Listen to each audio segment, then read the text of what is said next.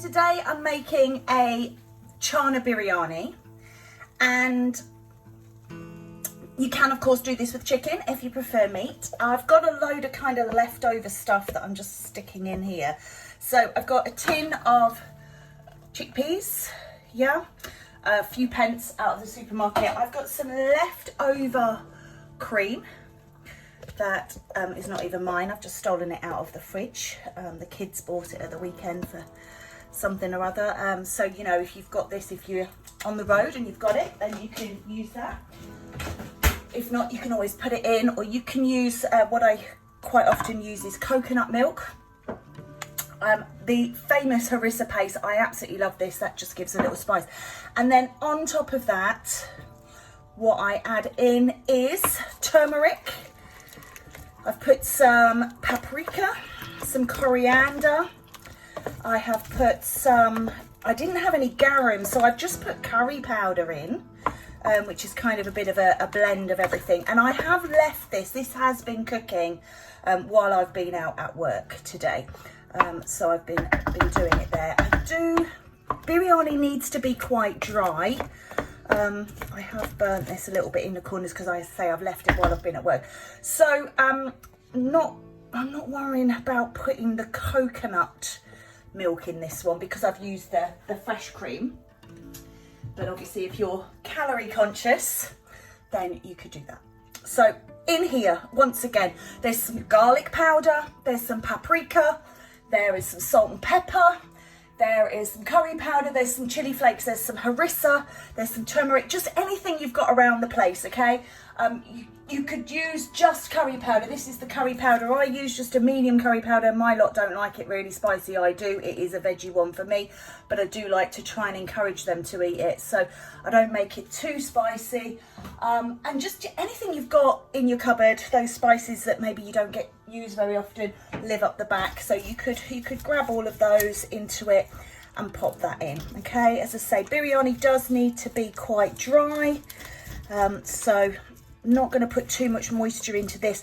I have been known in the past to actually put the coconut milk in the bottom and cook the rice through and then add all the things in. I have also been known in the past to just keep it a bit wetter and throw the rice on top. Not what I'm going to do today. I am going to cook the rice and then we'll add it in afterwards, okay? So what I have here are some almonds that have been soaking in water for about 24 hours.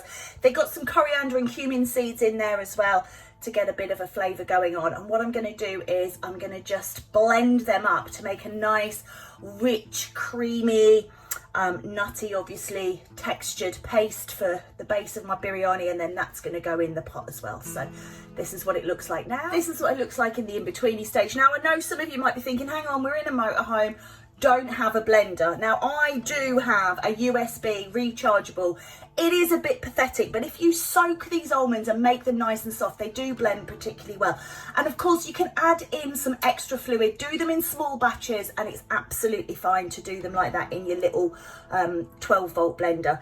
If you're obviously on electric hookup and you've got a NutriBullet or similar, then you can do them in that. Or something you can omit. You don't have to have it in your cooking. So the before here, oh, this is what it looks like after. I will confess, it wouldn't blend even, you know, in mine. So I have added in some coconut milk. I just love the flavour of coconut milk anyway. So this is kind of what it looks like afterwards. I'm going to stir this in. This is now going to make it nice and creamy, nice and tasty. That nutty flavour. Of course, you know, if you're using chicken, you fry that up first. Pop that in. And, you know, remember to do your taste tests all the way through.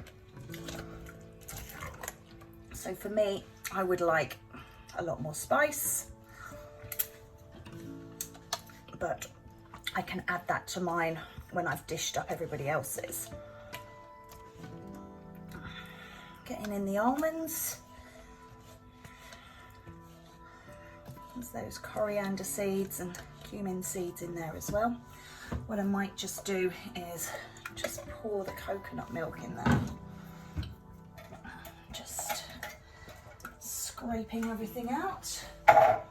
Just do a quick whiz with the blender. Let's see if we can just detach any of those. I don't like to waste anything. Detach any of those extra bits, so mind your ears, apologies. Give it a good shake. And then pop that coconut milk in. You can always use a bit less. I have made it quite wet, but the thing with that is that you can just, of course, leave the lid off and reduce it down. So it's not a problem at all. I make the rice quite dry and it will go in lovely.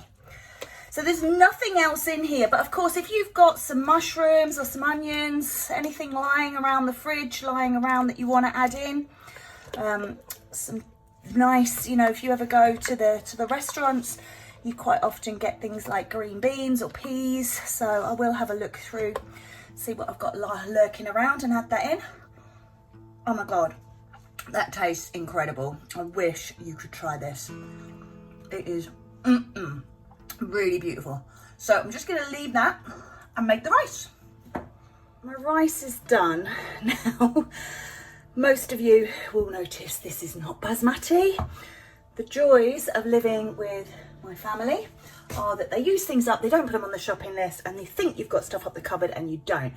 So it just goes to show you can use anything that you have, okay? This is one of the reasons why we are now going to live in our motorhome. They wouldn't move out, so we bloody well are. Just kidding, we love them loads. Okay, so that's my biryani base. Here, I'm just going to move you over. That is, oh, you can be quiet.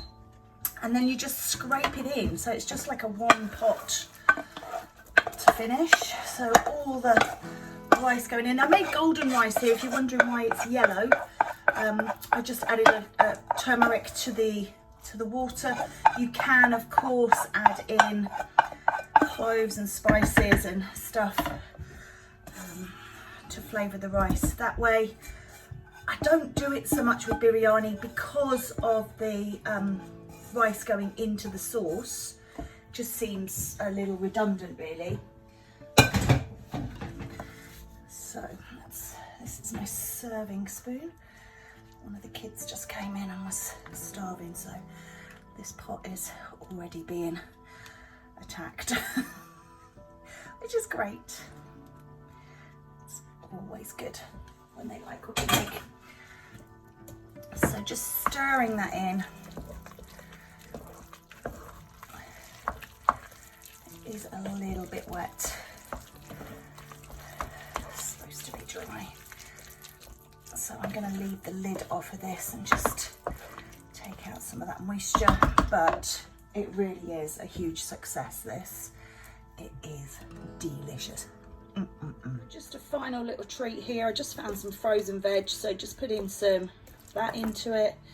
Just makes it a little bit more textured, flavoured, and although it does look very much the same colour here, colourful as well. That was a bag just of frozen veg, about £1. Put half a bag in, so about 50p. So not going to increase the cost of this dish at all.